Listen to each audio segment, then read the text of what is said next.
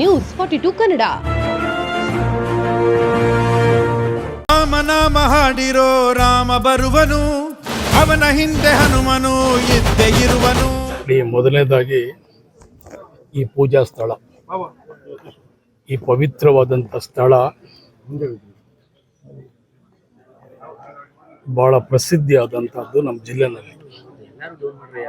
ಇಲ್ಲಿ ಸಾಕ್ಷಾತ್ ಶ್ರೀರಾಮಚಂದ್ರನ ಪಾದ ಇರುವಂಥದ್ದು ಒಂದು ಇತಿಹಾಸ. ಈ ಇತಿಹಾಸವನ್ನು ನಾವೆಲ್ಲರೂ ಕೂಡ ಕಾಪಾಡಿಕೊಳ್ಬೇಕಾಗ್ತದೆ. ಇದು ಇಡೀ ದೇಶದಲ್ಲಿ ಎಲ್ಲೂ ಕೂಡ ಈ ಒಂದು ಪಾದದ ಗುಹೆ ಬೇರೆ ಇನ್ನೆಲ್ಲೂ ಇಲ್ಲ. ಸೊ ಇಲ್ಲಿ ಇನ್ನು ಅನೇಕ ರೀತಿಯಲ್ಲಿ ನಮ್ಮ ಇತಿಹಾಸ ಕೂಡ ಬೇರೆ ಇದೆ. ಅನೇಕ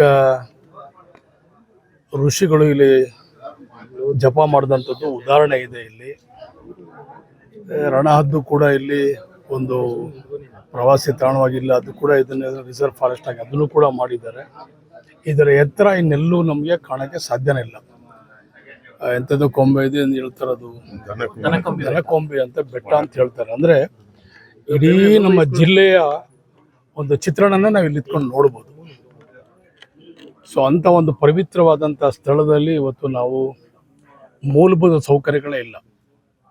ಎಲ್ಲ ರೀತಿಯಲ್ಲೂ ಆಲೋಚನೆ ಮಾಡ್ತಾ ಇದ್ದೀವಿ, ಎಲ್ಲ ಬಗ್ಗೆನೂ ನಾವು ಮಾತಾಡ್ತಾ ಇದ್ದೀವಿ. ಸಾಕಷ್ಟು ಜನ ಬೇರೆ ಬೇರೆ ರೀತಿಯಲ್ಲೂ ಕೂಡ ಇವತ್ತು ಬಂದು ನಮ್ಮ ಜಿಲ್ಲೆನಲ್ಲಿ ಅಧಿಕಾರ ಎಲ್ಲವೂ ಕೂಡ ಅನುಭವಿಸ್ತಾ, ಆದರೆ ಇಲ್ಲಿ ಇರುವಂಥ ಸ್ಥಿತಿಗತಿಗಳ ಬಗ್ಗೆ ಯಾವತ್ತೂ ಕೂಡ ಗಮನ ಹರಿಸಲಿಲ್ಲ. ಸೊ ನಾವಿವತ್ತು ಇಲ್ಲಿ ಬಂದಂಥ ಭಕ್ತಾದಿಗಳಿಗೆ ಅನೇಕ ರೀತಿಯಲ್ಲಿ ಮೂಲಭೂತ ಸೌಕರ್ಯಗಳನ್ನು ಒದಗಿಸ್ಬೇಕಂತೇಳಿ ಇಲ್ಲಿ ಮೊದಲನೇದಾಗಿ ಅನೇಕ ಜನ ಹೆಣ್ಮಕ್ಳುಗಳು, ವಯಸ್ಸಾದಂಥವ್ರು ಇಲ್ಲಿ ಮೆಟ್ಲ ಮೇಲೆ ನಮಗೆ ರೇಲಿಂಗ್ ಇಲ್ಲ, ರೇಲಿಂಗ್ಸ್ ಮಾಡಬೇಕು, ರೋಡ್ ಮಾಡಬೇಕು, ಟಾಯ್ಲೆಟ್ಸ್ ಮಾಡಬೇಕು, ತಂಗುದಾಣ ಮಾಡಬೇಕು. ಇಲ್ಲಿ ಬಂದಂಥ ಅತಿಥಿಗಳಿಗೆಲ್ಲರೂ ಕೂಡ ಒಂದು ವಿಶೇಷವಾದಂಥ ಆದ್ಯತೆ ಕೊಟ್ಟು ಒಂದು ಒಂದು ತಂಗುದಾಣ, ಒಂದು ಒಳ್ಳೆಯ ಒಂದು ಇದನ್ನು ಶೆಲ್ಟರ್ ಕೂಡ ಕೊಡಬೇಕಾಗ್ತದೆ. ಸೊ ಎಲ್ಲ ರೀತಿಯಲ್ಲೂ ಕೂಡ ರೋಡ್ ಇಲ್ಲ, ಇಲ್ಲಿ ಅಪ್ರೋಚಿಂಗ್ ರೋಡ್ಗಳಿಲ್ಲ. ಸೊ ಇಂಥ ಒಂದು ಪ್ರಸಿದ್ಧವಾದಂಥ ಒಂದು ಸ್ಥಳದಲ್ಲಿ ಈ ಕಡೆ ಒಂದು ಕಡೆ ನಾವೆಲ್ಲರೂ ಕೂಡ ರಾಮನ ಭಕ್ತರು ಅಂಥೇಳಿ ನಾವೆಲ್ಲರೂ ಕೂಡ ಭಾಳ ಭಕ್ತಿಯಿಂದ ರಾಮನಿಗೆ ಪೂಜೆ ಮಾಡ್ತೀವಿ.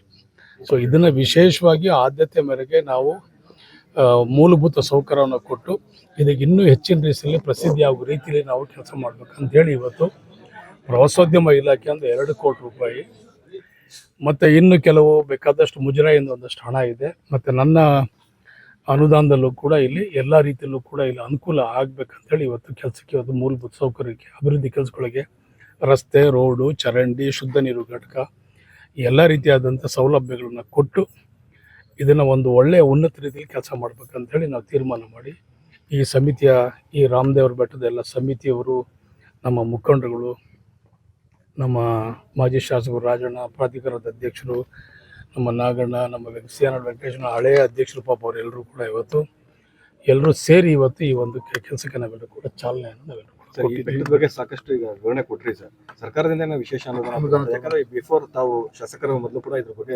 ನಾನು 1 ವರ್ಷದ ಹಿಂದೆನೇ ನಾನು ಪ್ರವಾಸೋದ್ಯಮ ಸಚಿವರಿಗೆ ನಾನು ಮನವರಿಕೆ ಮಾಡಿಕೊಟ್ಟಿದ್ದೆ. ಆವಾಗ ಅಯೋಧ್ಯೆ ವಿಚಾರ ನಡೀತಾ ಇತ್ತು, ಬಾಲರಾಮನ ಇದನ್ನು ನಾವು ಇಲ್ಲಿ ಇದು ಮಾಡ್ಬೇಕಂತ ಹೇಳಿ. ಸೊ ನಾನು ಆ ಸಂದರ್ಭದಲ್ಲಿ ನಾವ್ಯಾಕೆ ಇದನ್ನು ಒಂದು ಅಯೋಧ್ಯೆ ಮಾದರಿಯಲ್ಲಿ ನಾವು ಯಾಕೆ ಇಲ್ಲಿ ಮಾಡಬಾರ್ದು ಅಂಥೇಳಿ ನಾನು ಪ್ರಸ್ತಾವನೆಯನ್ನು DK ಸುರೇಶ್ ಸಾಹೇಬ್ರು ಕರ್ಕೊಂಡೋಗಿ ಮಾಡಿದ ಸಂದರ್ಭದಲ್ಲಿ, ಆ ಸಂದರ್ಭದಲ್ಲಿ ಎಷ್ಟಾಗುತ್ತೆ ಏನಾಗುತ್ತೆ ಅಂತ ಚರ್ಚೆ ಮಾಡಿದ ಸಂದರ್ಭದಲ್ಲಿ 100 ಕೋಟಿ ರೂಪಾಯಿ ಅಯೋಧ್ಯೆಯಲ್ಲಿ ಯಾವ ರೀತಿ ಯಾವ ಮಟ್ಟಕ್ಕೆ ನಾವೆಲ್ಲರೂ ಕೂಡ ಒಂದು ಪ್ರಸಿದ್ಧಿಯಾದಂಥ ಇಡೀ ದೇಶದಲ್ಲಿ ಒಂದು ದೇವಸ್ಥಾನವನ್ನು ಮಾಡಿ ಭಗವಂತನ ದರ್ಶನ ಪಡಿತಾ ಇದ್ದೀವಿ, ಅದೇ ರೀತಿ ಇಲ್ಲೂ ಕೂಡ ಅದೇ ರೀತಿ ಮಾದರಿ ಮಾಡ್ಬೇಕಂತ ಹೇಳಿದಂಥ ಸಂದರ್ಭದಲ್ಲಿ 100 ಕೋಟಿಗೆ ಇದು ಮಾಡಿದ್ವಿ. ಆವಾಗ HK ಪಾಟೀಲ್ ಇಲ್ಲ, ಮುಂದೊಂದು ದಿವಸದಲ್ಲಿ ಇದರ ಬಗ್ಗೆ ಆಲೋಚನೆ ಮಾಡೋಣ ಅಂಥೇಳಿ ಅದಕ್ಕೆ ಇದು ಮಾಡೋದು. ಸದ್ಯಕ್ಕೆ ಈಗ ಮೂಲಭೂತ ಸೌಕರ್ಯಗೊಂದು ವ್ಯವಸ್ಥಿತವಾಗಿ ಮಾಡಿ ಮುಂದಿನ ದಿವಸದಲ್ಲಿ ನಮಗೆ ಸಮಯ, ಕಾಲಾವಕಾಶ ನಮಗೆ ಭಗವಂತ ಕೊಟ್ಟಂಥ ಶಕ್ತಿ ಕೊಟ್ಟಂಥ ಸಂದರ್ಭದಲ್ಲಿ ನಾನು ನಿಜವಾಗೂ ಕೂಡ ನನ್ನದೇ ಆದಂಥ ರೀತಿ ನೀತಿನಲ್ಲಿ ನಾನಿಲ್ಲಿ ಒಂದು ಒಳ್ಳೆ ಕೆಲಸ ನಾವೆಲ್ಲರೂ ಕೂಡ ಅಯೋಧ್ಯೆ ರೀತಿಯಲ್ಲಿ ಮಾದರಿನಲ್ಲಿ ನಾವಿಲ್ಲಿ ಮಾಡ್ಬೇಕಂತ. ಬಿಜೆಪಿ ಸರ್ಕಾರ ಕೂಡ ಇದೇ ರೀತಿ ಯೋಜನೆ ರೂಪಿಸಿದ್ರು, ಆಗ್ಲೂ ಕೂಡ ಕೈ ಬಿಟ್ಬಿಟ್ರು. ಈಗಲೂ ಅಲ್ಲೇ 2 ವರ್ಷ ಆಯ್ತಾ ಬಂತು ಸರ್ಕಾರ. ನಾವು ಹೇಳಿಕೆ ಕೊಡೋರಲ್ಲ, ನಾವು ಕಾರ್ಯಗತ ಮಾಡಿ ತೋರಿಸೋರು ನಾವೆಲ್ಲರೂ. BJಪಿಯವರು ರಾಮನ ಹೆಸರು ಹೇಳ್ಕೊಂಡು ಮಾಡ್ತಾರೆ. ಅಧಿಕಾರ ಸಿಕ್ಕಿತ್ತು, ಉಸ್ತುವಾರಿ ಮಂತ್ರಿಗಳಾಗಿದ್ದರು, ಯಾವತ್ತರ ಒಂದಿನ ಬಂದು ಬೆಟ್ಟ ಏರಲಿಲ್ಲ. ಇಲ್ಲಿರುವಂಥ ಕೆಲಸ ಕಾರ್ಯಕ್ಕೆ ಯಾವತ್ತೂ ಕೂಡ ಕೈ ಜೋಡಿಸ್ಲಿಲ್ಲ. ಒಂದಿನ ಸಮಿತಿಯವ್ರ ಜೊತೆಲಿ ಕಷ್ಟ ಸುಖ ಹಂಚ್ಕೊಳ್ಳಿಲ್ಲ ಅವರೆಲ್ಲರೂ ಕೂಡ. ನಾನು ಈ ಜಿಲ್ಲೆ ಮಗ, ಈ ತಾಲೂಕಿನ ಮಗ, ನನಗೆ ಮೇಲೆ ಜವಾಬ್ದಾರಿ ಇದೆ. ನನಗೆ ಗೊತ್ತಿದೆ ನಮ್ಮೂರು, ನನ್ನ ಕ್ಷೇತ್ರ ಏನು ಮಾಡ್ಬೇಕಂತ ಗೊತ್ತಿದೆ. ಅವ್ರಿಗೆ ಬರೀ ರಾಮನ ಹೆಸರು ರಾಜಕಾರಣ ಬೇಕು, ರಾಮನ ಹೆಸರು ಅವ್ರು ರಾಜಕಾರಣ ಮಾಡ್ತಾರೆ. ನಾವು ರಾಜಕಾರಣನೇ ಬೇರೆ, ದೇವರು ದೇವಸ್ಥಾನಗಳೇ ಬೇರೆ. ಸೊ ನಾವು ರಾಜಕಾರಣ ದೇವಸ್ಥಾನದಲ್ಲಿ ನಾವು ಬೆರೆಸಲ್ಲ. ನಾವು ಜವಾಬ್ದಾರಿ, ಎಲ್ಲ ವರ್ಗದ ಜನರು, ಎಲ್ಲ ಧರ್ಮದ ಜನರು ನಾವೆಲ್ಲರೂ ಕೂಡ ಪೂಜೆ ಮಾಡೋವಂಥ ಸ್ಥಳ ಇದು. ಅದಕ್ಕೇನು ಆದ್ಯತೆಯನ್ನು ಕೊಡಬೇಕು, ಆದ್ಯತೆ ನಾವು ಕೆಲಸ ಮಾಡ್ತೀವಿ ಸರ್. ಅದ್ರ ಜೊತೆಗೆ ಕೆಲವು ಟೆಕ್ನಿಕಲಿ ಪ್ರಾಬ್ಲಮ್ಸ್ ಇರ್ತವೆ ಸರ್. ಅಂದ್ರೆ ಪರಿಸರ ಇಲಾಖೆಯಿಂದ ಕೂಡ ಪರ್ಮಿಷನ್ ನಮ್ಮದೇ ಆದಂಥ ಜಾಗ ಇದೆ. 8 ಚೈನು ಅಂತೇಳಿ ಸುಮಾರು 18-19 ಎಕರೆ ನಮ್ಮದೇ ಜಮೀನಿದೆ. ಇಲ್ಲಿ ನಮ್ಮದೇ ಜಮೀನಿದೆ. ಅದಕ್ಕೋಸ್ಕರ ನಿನ್ನೆ DC ಆಫೀಸಲ್ಲಿ ಒಂದು ಪೂರ್ವಭಾವಿ ಸಭೆ ಕೂಡ ಈ ಶ್ರೀರಾಮ ಸಮಿತಿ ನಾವೆಲ್ಲರೂ ಕೂಡ ನಮ್ಮೆಲ್ಲ ಮುಖಂಡರೆಲ್ಲ ಸೇರಿ ನಿನ್ನೆ ಮೀಟಿಂಗ್ ಮಾಡಿದ್ದೀವಿ. ನಮ್ಮ ಆಸ್ತಿ ಎಷ್ಟಿದೆ, ರಾಮದೇವ್ರ ಬೆಟ್ಟದ ಆಸ್ತಿ ಎಷ್ಟಿದೆ, ನಾವೆಲ್ಲ ಏನು ಮಾಡಬಹುದು ಏನು ಮಾಡಬಾರ್ದು ಅಂಥೇಳಿ ಏನು ರಿಸ್ಟ್ರಿಕ್ಷನ್ಸ್ ಇದ್ಬಿಟ್ಟು ಅಧಿಕಾರಿಗಳು ಚರ್ಚೆ ಮಾಡಿ ನಾವೆಲ್ಲರೂ ಕೂಡ ಕಾರ್ಯಕ್ರಮಕ್ಕೆ ಚಾಲನೆ ಕೊಡ್ತಾ ಇದ್ದೀವಿ. ಸುಮ್ಮನೆ ಮಾಡ್ತಾ ಇಲ್ಲ. ನಿನ್ನೆ DOFO ಇದ್ದರು, ACF ಇದ್ದರು, ರೇಂಜರ್ ಇದ್ದರು, ಫಾರೆಸ್ಟ್ ಇದ್ದರು, ಎಲ್ಲರೂ ಇದ್ದರು. ಅವ್ರ ಸಮ್ಮುಖದಲ್ಲಿ ಒಂದು ಪೂರ್ವಭಾವಿ ಸಭೆ ಮಾಡಿ ಇಂತಿಂಥ ಕೆಲಸ ನಾವೆಲ್ಲರೂ ಕೂಡ ಮಾಡ್ತಾ ಇದ್ದೀವಿ. ಇದರಲ್ಲಿ ಏನಾದರೂ ನಿಮ್ಮದು ಬೇರೆ ಬೇರೆ ರೀತಿಯ ಏನೋ ಅಭಿಪ್ರಾಯಗಳಿದ್ರೆ ಸ್ವಲ್ಪ ತಿಳಿಸಿ ಅಂತ. ಇಲ್ಲ ಇದು ಮಾಡ್ಬೋದು, ಅದನ್ನು ಮಾಡ್ಬೋದು. ನಾನು ಅಳತೆನೂ ಕೂಡ ಮಾಡಿಸ್ತಾ ಇದ್ದೀನಿ. ಈಗ ರಾಮದೇವ್ರ ಬೆಟ್ಟ ನಮ್ಮ ಆಸ್ತಿ ಎಷ್ಟಿದೆ, ಶ್ರೀರಾಮಚಂದ್ರ ನಮ್ಮ ಆಸ್ತಿ ಎಷ್ಟಿದೆ, ದೇವಸ್ಥಾನದ ಎಷ್ಟಿದೆ ಜಾಗ ಅಂತ ಹೇಳಿ ಅಳತೆನೂ ಕೂಡ ಮಾಡಿಸ್ತಾ ಇದ್ದೀವಿ. ಈಗ ಮುಂದಿನ ದಿನದಲ್ಲಿ ಯಾವ ತಿಕ್ಕಾಟ ಬರದೇ ಇರುತ್ತೆ, ಎಲ್ಲ ಕ್ಲಿಯರ್ ಆಗಿದೆ ಸರ್. ಅಂದ್ರೆ ಅರಣ್ಯ ಇಲಾಖೆಗೂ ಮತ್ತೆ ಪ್ರವಾಸೋದ್ಯಮ ಇಲಾಖೆ ನೋಡಿ, ಅರಣ್ಯ ಇಲಾಖೆ, ಪ್ರವಾಸೋದ್ಯಮ ಇಲಾಖೆ ಬೇರೆ ಬೇರೆ ಇವೆಲ್ಲನೂ ಕೂಡ ನಾವು ಕೆಲವು ಸಂದರ್ಭದಲ್ಲಿ ಎರಡೂ ಇಲಾಖೆಯಿಂದ ನಾವು ಅವರ ಒಂದು ಅನುಮತಿಯನ್ನು ಪಡಿಬೇಕಾಗ್ತದೆ. ಇಲಾಖೆ ವತಿಯಿಂದ ಅನುಮತಿ ತಗೊಂಡು ನಾವು ಕೆಲಸ ಕಾರ್ಯ ಮಾಡಬೇಕಾಗ್ತದೆ, ಸಮಜಾಯಿಷಿ ಕೊಡಬೇಕಾಗ್ತದೆ ನಾವೆಲ್ಲರೂ ಕೂಡ. ಎರಡೂ ಇಲಾಖೆ ಇಲ್ಲ ಇದು ನಮ್ಮ ರೆವಿನ್ಯೂನಲ್ಲೇ ಇದೆ. ಅದು ರಾಮದೇವರ ಬೆಟ್ಟದ್ದು ಪಟ್ಟಾ ಲ್ಯಾಂಡ್ ಏನಿದೆ, 8 ಚೈನು 9 ಚೈನ್ ಏನಿದೆ, ಅದು ನಮ್ಮ ಇದ್ರಲ್ಲೇ ಇದೆ. ಅದು ರೆವಿನ್ಯೂ ಡಿಪಾರ್ಟ್ಮೆಂಟಲ್ಲೇ ಇದೆ. ಅದು ಫಾರೆಸ್ಟ್ಗೇನು ಸಂಬಂಧ ಇಲ್ಲ. ನಾವು ಇಲ್ಲಿ ಹೋಗುವಂಥ ದಾರಿಯಲ್ಲಿ ಸ್ವಲ್ಪ ಫಾರೆಸ್ಟ್ ಬರ್ತದೆ. ಸೊ ಇಲ್ಲಿ ಸುತ್ತ ರಿಸರ್ವ್ ಫಾರೆಸ್ಟ್ ಇರುವಂಥ ಸಂದರ್ಭದಲ್ಲಿ ಯಾವ ರೀತಿ ನಾವು ನಡ್ಕೊಳ್ಬೇಕಂತೇಳಿ ಅವರಿಂದ ಸ್ವಲ್ಪ ತಿಳುವಳಿಕೆ ತಗೋಬೇಕು. ಅಷ್ಟಕ್ಕೆ ಮಾತ್ರ ನಾವು ಫಾರೆಸ್ಟ್ನಾಗ ಇದು ಮಾಡ್ಕೊಳ್ತೀವಿ. ಬೇರೆ ಅಡಚಣೆ ಏನಿಲ್ಲ ಇದರಲ್ಲಿ. ನೋಡಿ, ಪ್ರಾಯಶಃ ನಮ್ಮ ಜಿಲ್ಲೆಯಲ್ಲಿರುವಷ್ಟು ಪ್ರವಾಸಿ ತಾಣಗಳು ಇನ್ನೆಲ್ಲೂ ಇಲ್ಲ ಅಂತ ಕಾಣ್ತದೆ.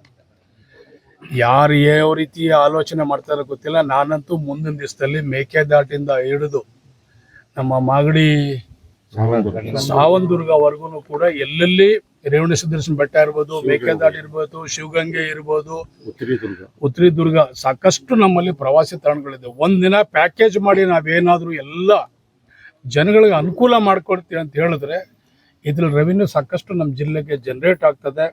ನಾವು ಬೇರೆ ಊರುಗಳಿಗೆ, ಬೇರೆ ದೇಶಕ್ಕೆ ಹೋಗ್ಬೇಕಾದ ಅವಶ್ಯಕತೆ ಇಲ್ಲ. ಇಲ್ಲಿರುವಂಥ ಸಂಪತ್ತು ನಾವು ಬೇಕಾದ್ರೆ ಹೆಂಗೆ ಬೇಕಾದ್ರೆ ನಾವು ಅನುಭವಿಸ್ಬೋದು ನಾವೆಲ್ಲರೂ ಕೂಡ. ಸೊ ಇದನ್ನು ನಾವೆಲ್ಲರೂ ಕೂಡ ಎನ್ಕ್ಯಾಶ್ ಮಾಡ್ಕೋಬೇಕು. ಸರ್ಕಾರ ಗಮನಕ್ಕೆ ನಾನು ಮುಂದಿನ ದಿವಸದಲ್ಲಿ ಮಾನ್ಯ ಉಪಮುಖ್ಯಮಂತ್ರಿಗಳು, ಮುಖ್ಯಮಂತ್ರಿಗಳು ಮತ್ತು ನಮ್ಮ ಪ್ರವಾಸೋದ್ಯಮ ಸಚಿವರಿಗೆ ಇವರೆಲ್ಲರ ಗಮನಕ್ಕೆ ತಂದು ಇದನ್ನೇನಾದರೂ ಮಾಡಿ ಕಾರ್ಯಗತ ಮಾಡಬೇಕಂತ ಅಂದ್ಕೊಂಡಿದ್ದೀನಿ ನಾವು. ಈಗ ಅವ್ರು ಮಾಡಿಲ್ಲ ಅಂದರೆ ಬಿಡೋಕ್ಕಾಗ್ತದಾ? ಅವ್ರು ಮಾಡಿಲ್ಲ ಅಂದ್ರೆ ಬಿಡೋಕ್ಕಾಗ್ತದ? ಮಾಡ್ತಾ ಇದ್ದೀವಲ್ಲ. ಏನು ಮಾಡಿಲ್ಲ ಅಂದ್ರೂ ನಾವು ಬಿಡೋಕ್ಕಾಗಲ್ವಲ್ಲ, ನಾವು ಮಾಡಲೇಬೇಕಲ್ಲ. ಶ್ರಾವಣ, ಈಗ ಶ್ರಾವಣದಲ್ಲಿ ನಾವೇನು ಏನು ಪೂಜೆ ಮಾಡಬೇಕು, ಅದಕ್ಕೆ ರೋಡು, ರಸ್ತೆನೋ, ನೀರು, ಏನು ಬೇಕು ಮೂಲಭೂತ ಅವ್ರು ಮಾಡಿಲ್ಲ ಅಂತೇಳಿ ನಾವೇನು ಪೂಜೆ ಮಾಡೋದು ಮರ್ತ್ಬಿಡ್ತೀವಿ, ಊಟ ಮಾಡೋದು ಬಿಟ್ಬಿಡ್ತಾನೆ. ನಾವು ಮಾಡಲೇಬೇಕಾಗ್ತದೆ, ಹೇಳೋದವ್ರು ಹೇಳಲೇಬೇಕಾಗ್ತದೆ. ಈಗ 2 ಕೋಟಿ ರೂಪಾಯಿ ಏನಾದರೂ ಮಾಡಿ ನಾವು ಅನುದಾನ ತಂದಿದ್ದೀವಿ.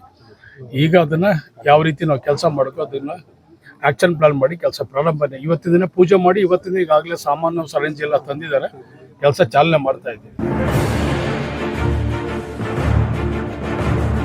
ನ್ಯೂಸ್ 42 ಕನ್ನಡ.